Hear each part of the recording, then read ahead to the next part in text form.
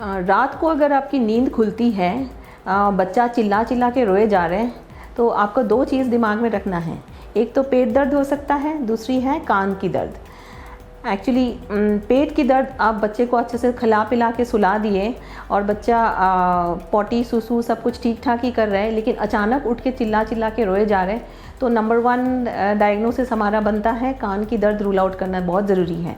क्योंकि ये कान की दर्द जो होती है बहुत ही एक्सक्रूशिएटिंग, बहुत ही पेनफुल होती है, जो एक बार जिनको हुआ है उनको पता है। और उनको आपको यूजुअली आप नॉर्मल दवाइयों से कम नहीं कर पाते हैं। तो ऐसे सिचुएशंस में हम क्या करें? मैं डॉक्टर अलोकानंदा, शिशु रोग विशेषज्ञ, Apollo multi speciality hospital Kolkata. आज हम आपको थोड़ा कान के दर्द के बारे में बच्चों की बताने जा रहे हैं। कान की दर्द एक्चुअली 2 तरह के हो सकते हैं। एक तो जो पर्दे हैं, कान के पर्दे के बाहर होते हैं, जो कि हम बोलते हैं ओटाइटिस एक्सटर्ना, और कान के जो पर्दे के अंदर की तरफ एक पे होता है इन्फेक्शन, जिसको हम बोलते हैं ओटाइटिस मीडिया। ये 2 तरह के कान के दर्द होते हैं और दोनों का डिफ्रेंसिएशन आप घर में आराम से कर सकते हैं। कैसे? जैसे अगर जो कान के बाहर की तरफ एक्सटर्नल ऑडिटरी कैनल का दर्द है, उसको आप बच्चे का कान ऐसे पकड़ के खींचोगे, या तो यहाँ जो ट्रायंगुलर वाला पोर्शन है जिसमें उसमें आप दबाओगे, तो वो बच्चा चिल्ला चिल्ला के रोएगा। तो ये यूजुअली हमको ENT वाले बोलते हैं स्विमर्स ईयर। और ये कॉमनली ज़्यादातर बच्चे को अगर कुछ अंदर डाल दिया, या तो स्विमिंग में जाते हैं बच्चे, इनको ज़्यादा होता है। और पर्दे के अंदर वाले जो इन्फेक्शन है, जिसको हम ओटाइटिस मीडिया बोलते हैं, वो infection usually upper respiratory tract infection, मतलब सर्दी जुकाम या तो गले का, नाक का बंद होना, ये सब के साथ लिंक्ड है।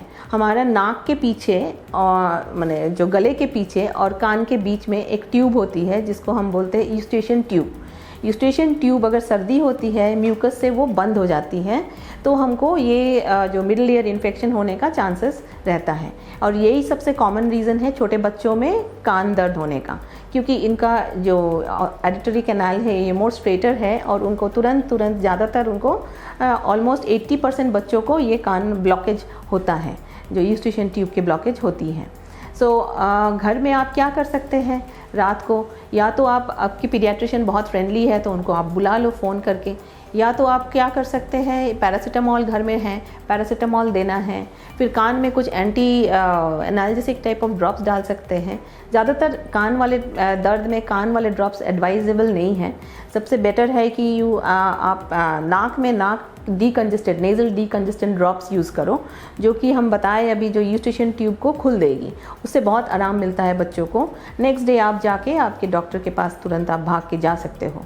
कान के दर्द दोनों तरह की कान दर्द में आपको डॉक्टर के पास जाना बहुत ज़रूरी है, बिकॉज़ आपके बच्चा आपको घर में रहने नहीं देंगे चिल्ला चिल्ला के।